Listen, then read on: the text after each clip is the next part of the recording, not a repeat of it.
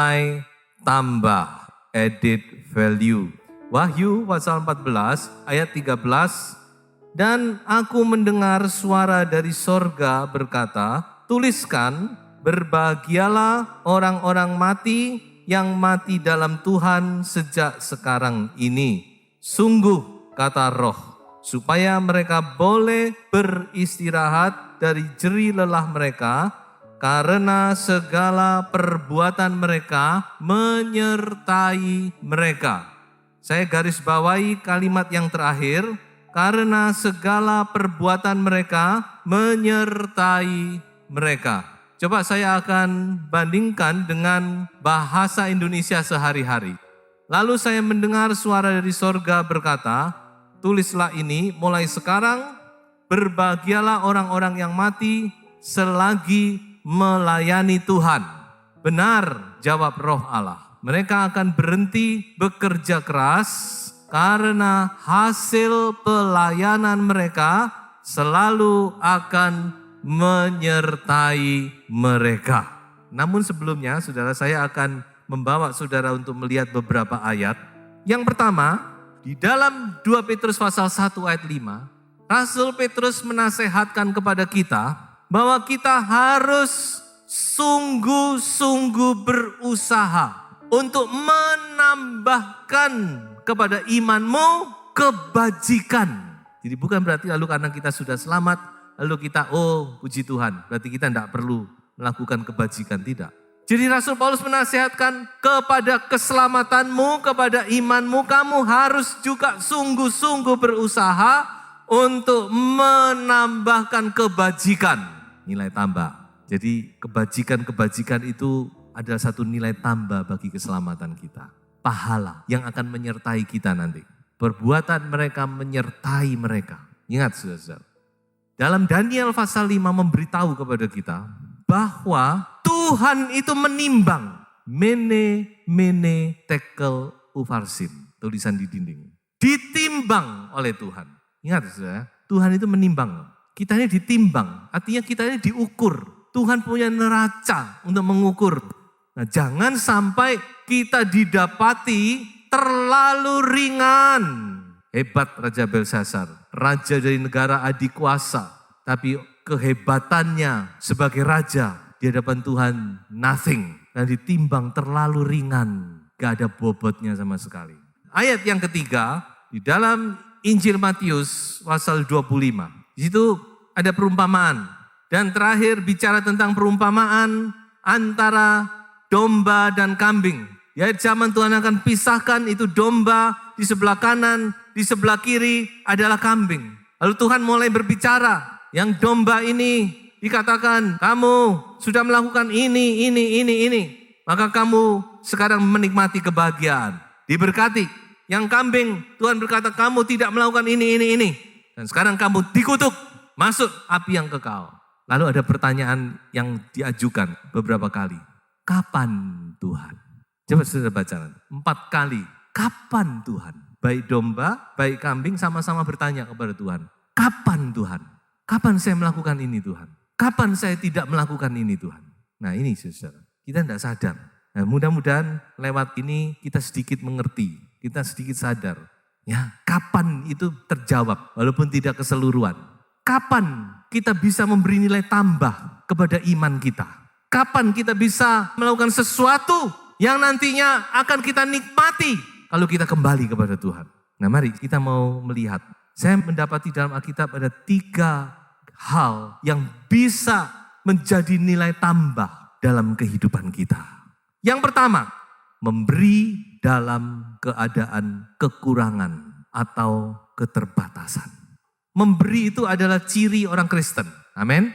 Karena kita sudah diberi. Kita jadi orang Kristen itu karena kita diberi dulu. Diberi keselamatan. Diberi anugerah. Maka seyogianya memberi itu sudah menjadi gaya hidup. Jadi kalau itu tidak menjadi gaya hidup, kita harus bertobat ini.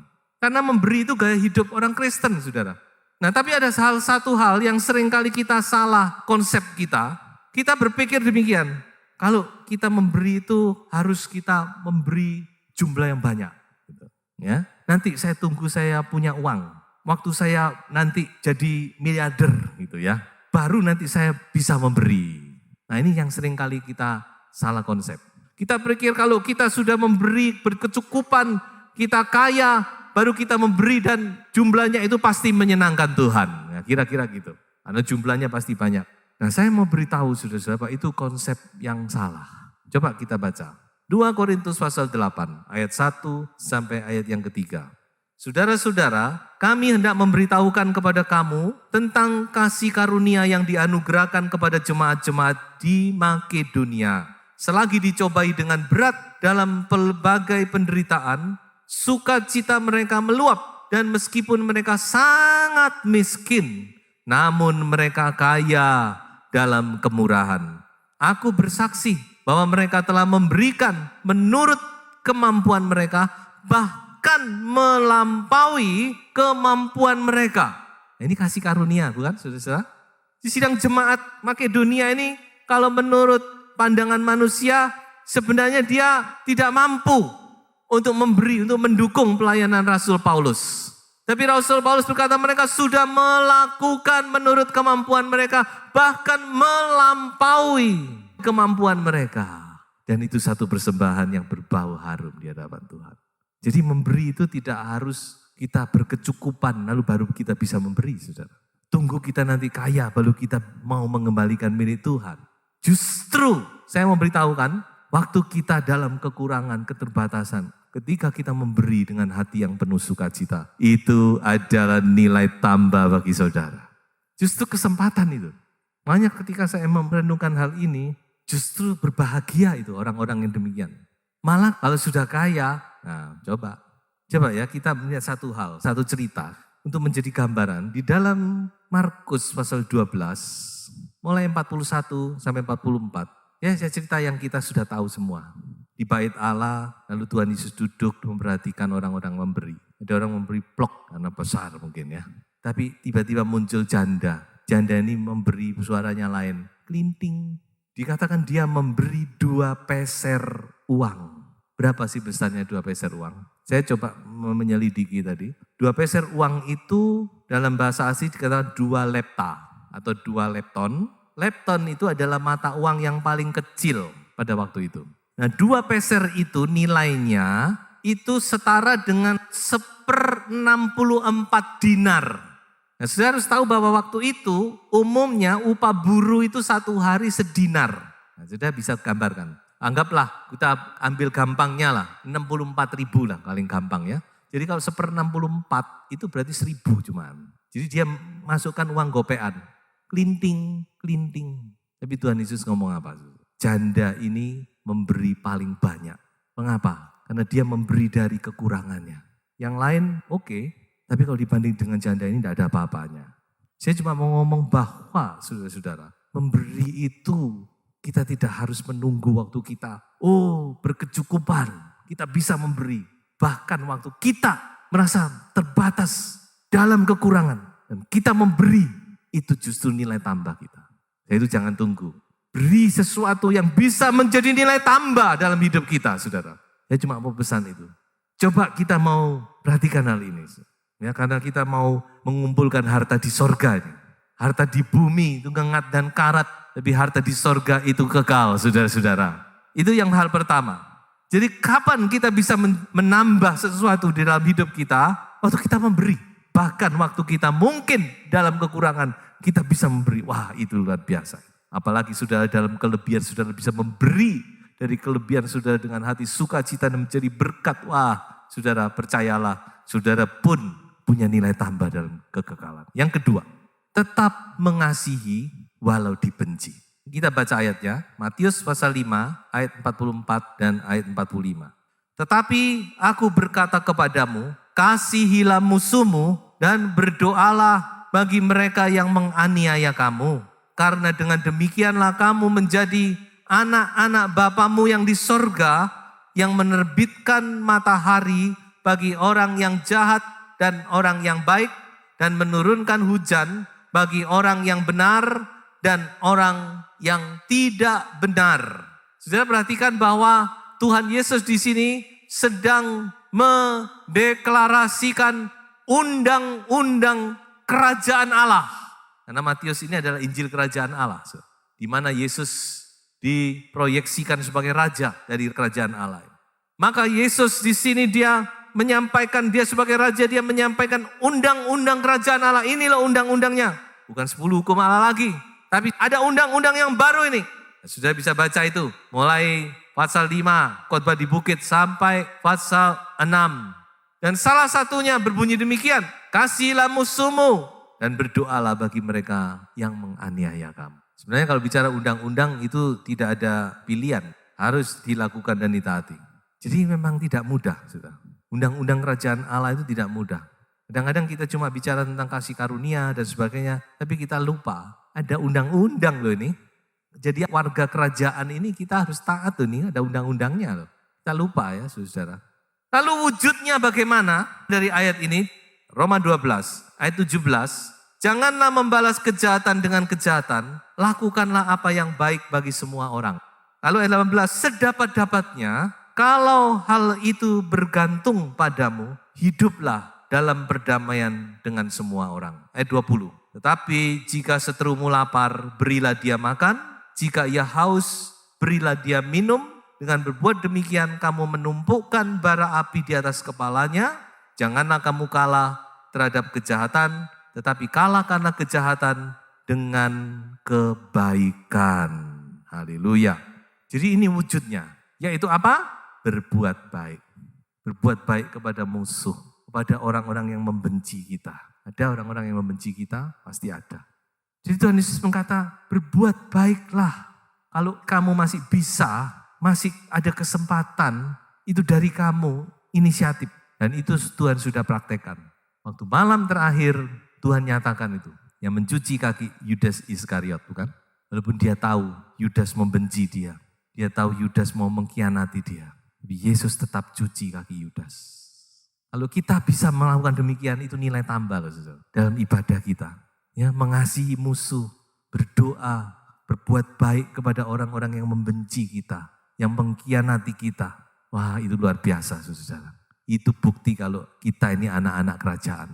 Nah, saudara, ada satu cerita di dalam Perjanjian Lama yang sangat menarik. Dalam 2 Raja-Raja pasal 6, jadi waktu itu Israel sedang berperang melawan Aram. Ya, si Aram ini terus kalah. Kalah. Lalu mereka bingung, kenapa ya kok kita ini kalah?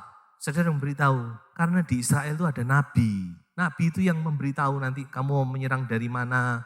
Itu nabi itu sudah diberitahu oleh Tuhan. Makanya kamu tidak mungkin menang. Wah, kalau gitu kita penggal aja nih kepala nabi ini. Biar beres sudah. Hanya mereka kepung itu Elisa. Nah, itu terjadi sesuatu itu yang sangat luar biasa. Apa itu? Baca sendiri. Singkat kata, akhirnya Tuhan membutakan pasukan-pasukan Aram itu. Buta, mereka tidak bisa lihat. Sama Elisa bilang, kamu cari siapa? Kami cari Elisa. Oh ya, nanti tak tunjukkan. Padahal itu Elisa. Nah, dibawa. Oh, dibawa sama Elisa. Mereka seperti orang itu dibutakan, tidak tahu apa-apa. Dibawa oleh Elisa, masuk ke ibu kota Israel. Dibawa persis di tengah-tengah kota Israel, saudara. Waktu mereka sudah sampai di situ, baru mata mereka dicelikkan. Waduh, ternyata mereka sudah di tengah-tengah Israel, sudah siap menyerang. Jadi mereka sudah dikelilingi. Waduh, kesempatan bukan? Membinasakan musuh sudah terjebak ini. Tapi Elisa ngomong gimana? Jangan diapa-apakan orang-orang ini, pasukan ini. Kasih mereka makan, jamu mereka. Wah, ini musuh yang merusak, musuhnya bangsa Israel. Tapi Elisa berkata, jangan kamu binasakan mereka. Tapi kasih mereka makan. Kasih makan, saudara. Dijamu, wah, semua dikeluarkan. Mereka puas makan. Baru mereka, ayo sekarang kamu pulang. Apa yang terjadi? Firman Tuhan berkata, sejak saat itu aman bangsa Israel. Coba waktu itu dibunuh mereka. Pasti terjadi peperangan besar kan. Ini hikmat yang harus kita tiru. Jadi di dalamnya itu ada hikmat. Tuhan berkata, berbuat baik kepada orang-orang yang membenci kamu. Itu seperti menumpuk bara api di kepalanya. Makanya saudara, ada hal yang luar biasa. Sebab itu saya mengajak Bapak Ibu saudara sekalian. Mungkin Bapak Ibu tahu ada orang-orang yang tidak senang sekali dengan Bapak Ibu. Yang membenci, lepas pengampunan. Amin. Dan mulai berbuat baik dengan mereka. Saudara tidak akan rugi. Karena firman Tuhan menjadi backing saudara. Haleluya. Apa yang firman Tuhan katakan itu backing kita. Yang ketiga, sekaligus yang terakhir. Apa yang bisa menjadi nilai tambah di dalam kehidupan kita, terutama dalam kita yang melayani Tuhan, yaitu tetap melayani di saat tidak ingin melayani. 2 Timotius pasal 4 ayat 2, nasihat terakhir dari Paulus untuk anaknya Timotius.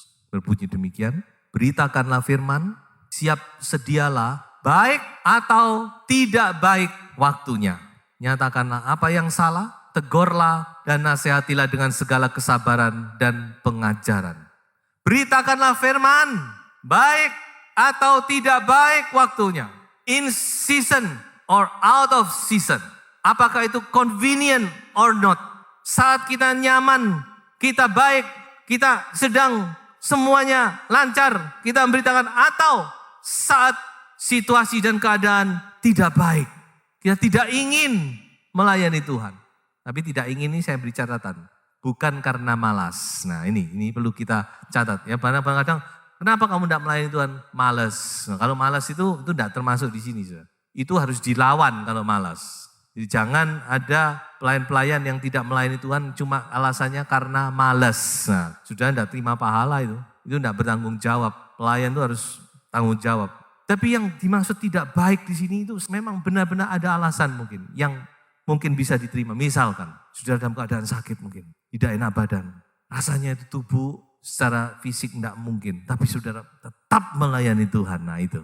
Dalam keadaan ini saya tetap melayani Tuhan. Karena tanggung jawab itu. Itu saudara. Atau mungkin saudara di saat hati saudara sebenarnya karena saudara punya masalah yang berat. Atau mungkin saudara menghadapi hinaan, ejekan, fitnaan. Rasanya saudara secara hati itu tidak ingin melayani. Tapi saudara tetap melayani. Nah, itu nilai tambahnya saudara. Kalau kita lagi enak, semua nyaman, sehat, melayani Tuhan. Ya itu tentu ada pahalanya. Tapi lain saudara, kalau waktu saudara menghadapi masalah begini, lalu saudara tetap melayani Tuhan. Wah itu saudara. Makanya kita kadang-kadang tidak sadar bukan? Tuhan itu kadang-kadang izinkan sesuatu. Dan Tuhan mau lihat bagaimana kita, respon kita waktu itu. Haleluya. Itu nilai tambah loh. Added value for you. Tetap melayani itu, tetap maju. Dan melayani di sini saya juga mau beri catatan, bukan asal melayani loh ya. Pokok saya melayani daripada saya tidak dapat pahala. Bukan itu loh saudara. Itu tambah dosa kalau saya bilang. Kalau kita melayani itu harus serius loh. Tanggung jawab. Tapi kalau saudara mau melayani, layani dengan sungguh-sungguh. Give the best. Beri yang terbaik saudara. Layani Tuhan itu. Anda cuma hidup sekali. Inilah nilai tambah bagi kita. Tetap melayani di saat kita sebenarnya tidak ingin melayani.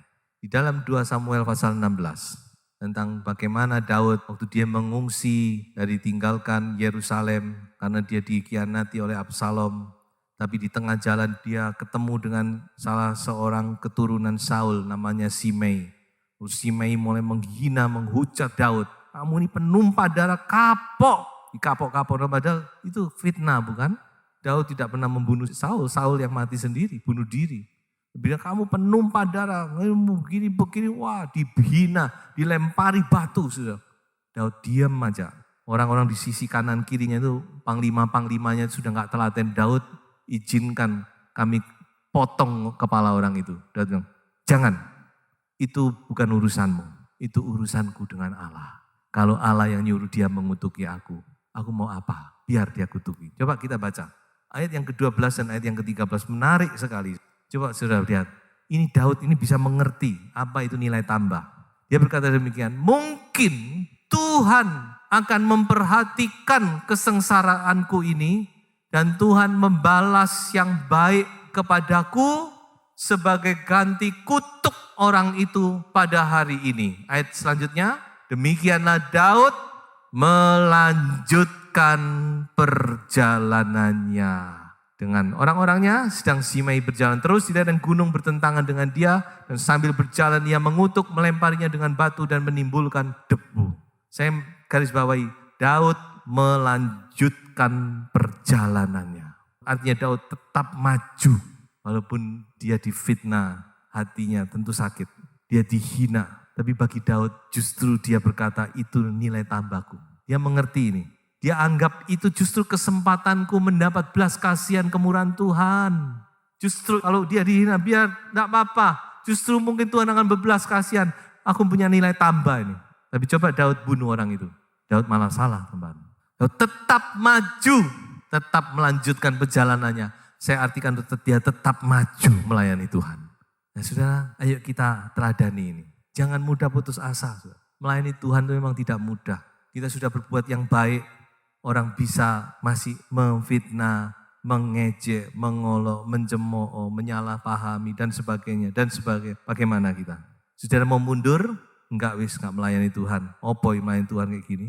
Atau saudara, ini justru nilai tambahku, aku mau terus maju. Ini justru kesempatanku. Ada nilai tambah ini kalau aku mau terus melanjutkan pelayananku. Layani Tuhan. Baik atau tidak baik waktunya, enak atau tidak enak, tetap maju saudara-saudara. Jangan berhenti di tengah jalan. Mungkin saudara sudah menghadapi sesuatu, saudara rasanya ingin, sudah, aku mau berhenti saja. Tapi kita mau dapat nilai tambah bukan? Mari kita terus saja maju. Roma 2 ayat 29 berkata apa? Pujian itu datangnya bukan dari manusia, tapi dari mana? Dari Allah. Pandang saja kepada Tuhan. Maju terus. Jadi kalau saudara tadi mungkin termasuk golongan domba bertanya, kapan Tuhan? Nah inilah jawabannya. Waktu kamu dalam kekurangan, keterbatasan kamu tetap memberi. Waktu kamu dibenci, kamu masih tetap mengasihi. Waktu kamu dalam masalah kesulitan, kamu tidak ingin mainin, tapi kamu tetap melayani. Itulah saatnya kamu mendapat nilai tambah. Dan sekarang nikmati kebahagiaan Tuhanmu. Ini yang ingin kita dengar saudara-saudara. Saya kunci dengan satu ayat 1 Korintus 15 ayat 58. Karena itu saudara-saudaraku yang kekasih, berdirilah teguh, jangan goyah, dan giatlah selalu dalam pekerjaan Tuhan. Sebab kamu tahu bahwa dalam persekutuan dengan Tuhan, jerih payahmu tidak sia-sia. Saya ajak saudara membaca dalam bahasa Indonesia sehari-hari. Oleh sebab itu, saudara-saudara yang tercinta, hendaklah kalian kuat dan teguh. Bekerjalah terus untuk Tuhan dengan sungguh-sungguh. Sebab kalian mengetahui bahwa semua yang kalian kerjakan untuk Tuhan tidak akan percuma. Haleluya. Maju terus saudara. Saya yakin ada nilai tambah yang Tuhan sudah siapkan bagi kita semua. Haleluya. Tuhan memberkati.